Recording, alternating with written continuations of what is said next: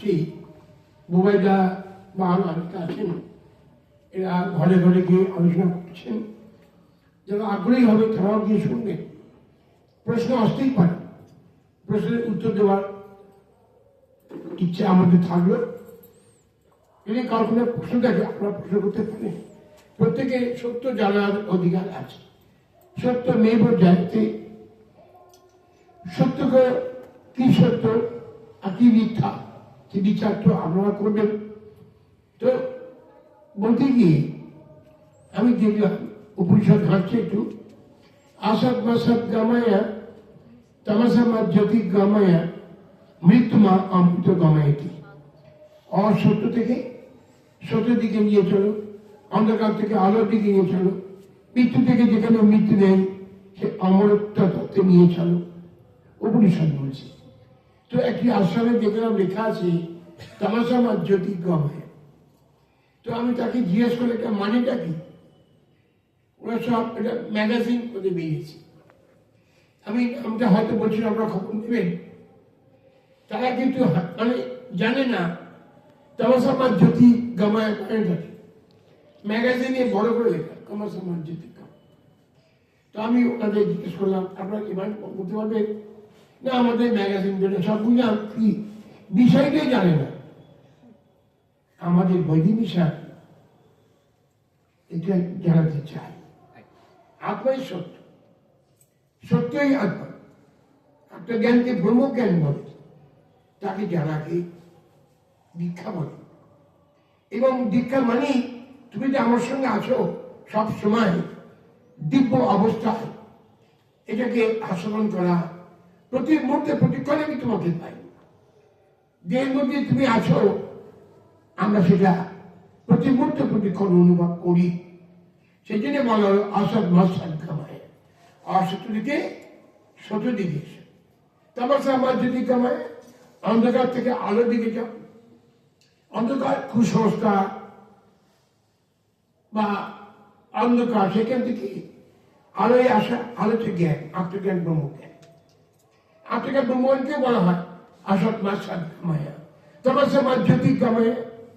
তারপর বলছে যে অমরত্ব লাভ করতে হবে। সেটা কি? দেহের পরিবর্তন হবে, আত্মার পরিবর্তন হবে না। তাহলে এই আত্মজ্ঞানকে বলা হয় সত্য, আত্মজ্ঞানকে বলা হয় আলো, আত্মজ্ঞানকে বলা হয় অমরত্ব লাভ। এই তিনটি বিষয় কিন্তু এক আলাদা না। সেই জন্য এটা বিরাট ভাবে পরিষদ আছে যে সত্য আসো, সত্যকে আস্বাদন করা প্রভৃতি। সত্যকে ধরলে তুমি অন্ধকার থেকে আলো দিকে আসবে, সত্যকে ধরলে তুমি অমরত্ব লাভ করবে। তার মানে আত্মা, আত্মজ্ঞান ব্রহ্মজ্ঞান ছাড়া এই পদ্ধতি আসতে পারবে না। তো এইভাবে আমি বহু জায়গায় গেছি, তাদের জিজ্ঞাসা করেছি তোমাদের দীক্ষা নিয়েছে বলে, হ্যাঁ, হেসে উঠল। আচ্ছা দীক্ষা নিয়ে কি পেলে? অনেক পেয়েছি। কি পেলে ভাই? হাসি বলতে পারছে না। তখন তাকে বলতে, তুমি কিছু পাওনি, কি করে বলবে? দীক্ষা নিয়ে তুমি কিছুই পাওনি, খালি প্রতি মাসে টাকা দিচ্ছ। তুই কি বলবি ভাই? খালি হাসলে কিছু বলবি না কেন? আমাদের ছেলেমেয়েরা এর উত্তর দেবে, দীক্ষা মানে আমি তোমাকে পেয়েছি, তুমি আমার সঙ্গে আছো বলে এটা জানতে পেরেছি, সেজন্য আমাদের চেতন বোধ এসছে। তুমি আমার মধ্যে আছো তাই আমি জেগে আছি, জীবিত জাগ্রত। একেই দীক্ষা বলে। বৈদিক মিশন সেইভাবে আগামী প্রজন্মের মধ্যেও এই আলো আমরা চাইছি। আমার গুরুজি বলতেন, বাবা আমি কামাতে আসিনি, আমি জাগাতে এসেছি। ঠিক সেই রকম বৈদিক মিশন কামাতে আসে, ঘরে ঘরে আলো জাগাতে এসেছে। যারা আগ্রহী হবেন, যারা তো আলোকিত হতে চান, তারা আমাদের কাছে বলবেন, আমরা সাধনে গ্রহণ করব, আমরা সেখানে আমরা উপস্থিত হব, সেই আলোয় আমরা আলোকিত করব।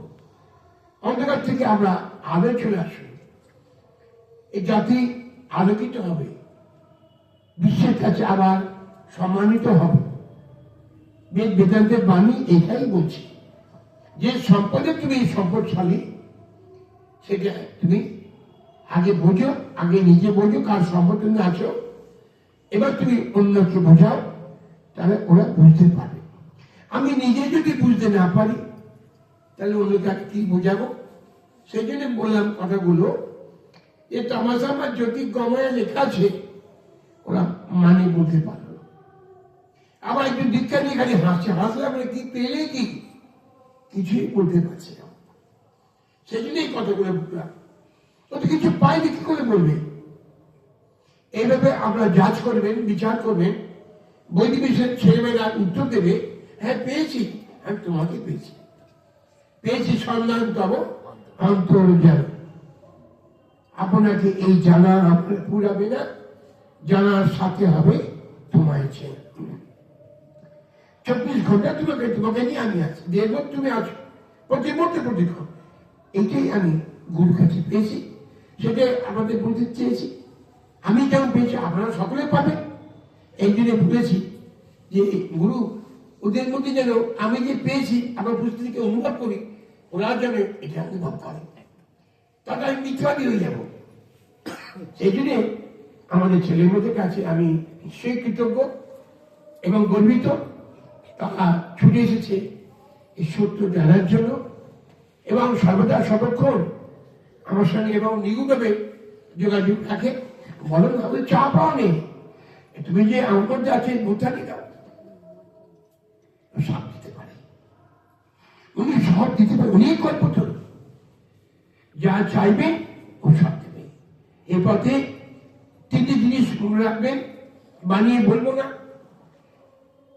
যত বেশি আত্মজ্ঞান ব্রহ্মজ্ঞান হবে তত আপনি সম্পদশালী হবেন, রোগ ব্যাধি হবে না, সবসময় অখণ্ড আনন্দ অনুভব করবেন, অভাব থাকবে না।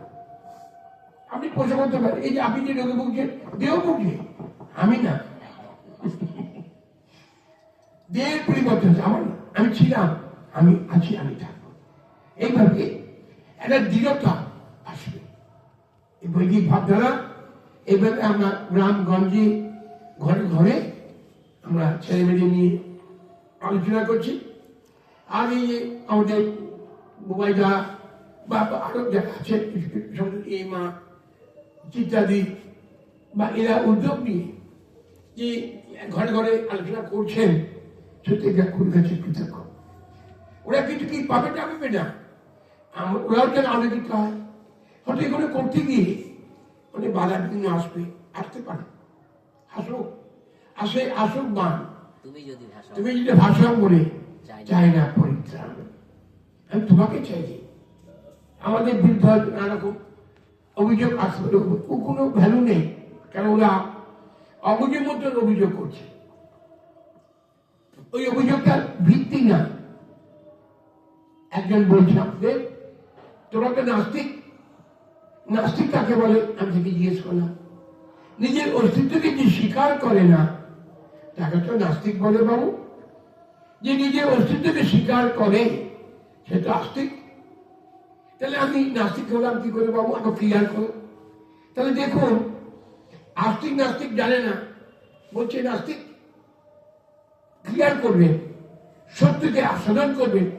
যথার্থ আস্তিক আমরা, যথার্থ সাধক এটাকে আমরা, যথার্থ ব্রহ্মবিদ ব্রহ্মজ্ঞানী হতে পারি আমরা, যা ব্রহ্মজ্ঞ সব ব্রাহ্মণ, আমরাই যথার্থ ব্রাহ্মণ। যার ব্রহ্মজ্ঞান আছে তাকে ব্রাহ্মণ বলে। সেই জন্য আমরা গুরুর কাছে কৃতজ্ঞ যে যার জ্ঞানে আমরা জ্ঞানী, যার আলোয় আমরা আলোকিত, সেই গুরুকে প্রণাম জানিয়ে আমরা আজকের মতো আমার বক্তব্য শেষ করছি। বললে তো অনেকক্ষণ হবে, কিন্তু শেষ নেই।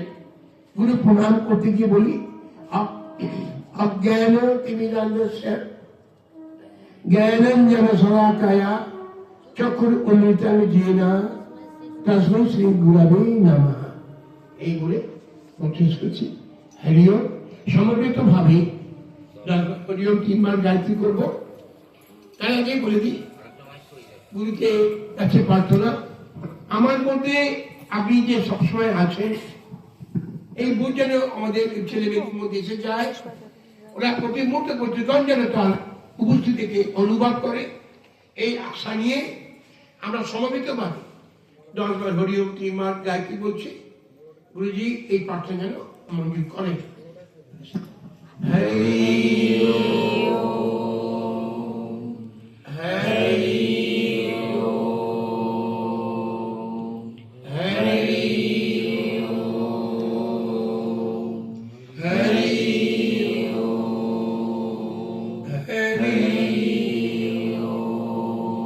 হরি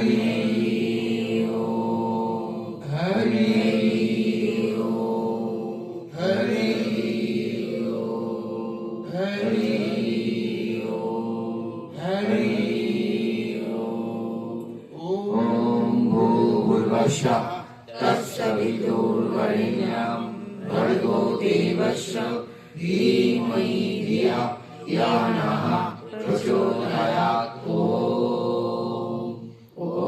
भूर्भुवस्सुः तत्सवितुर्वरेण्यं भर्गो देवस्य धीमहि धिया यो नः प्रचोदयात्।